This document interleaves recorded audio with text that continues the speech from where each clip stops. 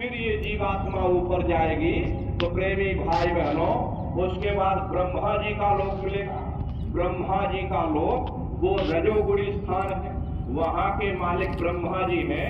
वो गायत्री, सावित्री और सरस्वती के साथ में उस लोक में विराजमान है। और ब्रह्मा जी का दर्शन करने के बाद फिर घंटे शंख की आवाज को पकड़ करके फिर आप ऊपर की ओर चढ़ोगे तो उसी के ऊपर आपको विष्णु लोक मिलेगा। विष्णु लोक सतोगुणी स्थान है, वहां के मालिक विष्णु जी हैं।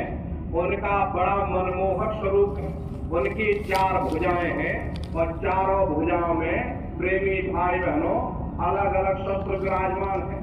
प्रेमी भाई बहनों, विष्णु जी का लोक और विष्णु जी का दर्शन करने के बाद में फिर ये जीवात्मा शब्द को पकड़ करके फिर ऊपर की ओर चढ़ेगी तो उसी के ऊपर आद्या महाशक्ति लोक है। प्रेमी भाई बहनों, आद्या महाशक्ति का लोक पार करने के बाद में फिर ये जीवात्मा जब ऊपर जाएगी तो सबसे पहला खंड पड़ेगा, या यूं कह लीजिए कि पहला देश पड़ेगा जिसे महात्माओं ने सहस्र दल कवल कहा। सहस्र दल कवल, वहां के जो मालिक हैं वो निरंजन भगवान हैं।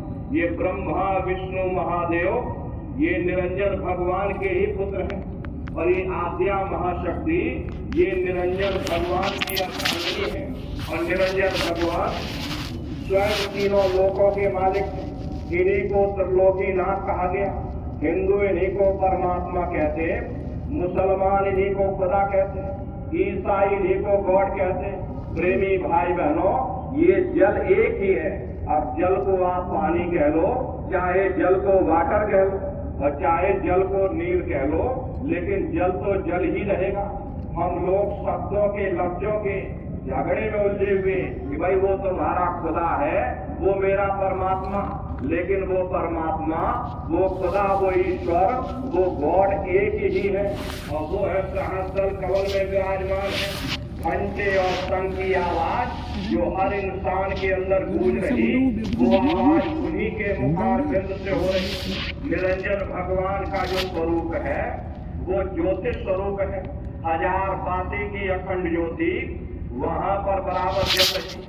हम आप यहाँ ज्योत जलाते हैं, उस ज्योत में तेल की भी जरूरत पड़ती है और बाती की भी जरूरत पड़ती, लेकिन वो अखंड ज्योति ऐसी है जिसमें ना तेल की जरूरत है और ना बाती की जरूरत है। पलटू शाह हमने जिक्र किया कि उल्टा हुआ गगन में तिसमें जय सिरा और तिसमें जय सिरा, बिना रोगन बिन बाती और शान तुम्हारा हमारा जब रहे दिन राती।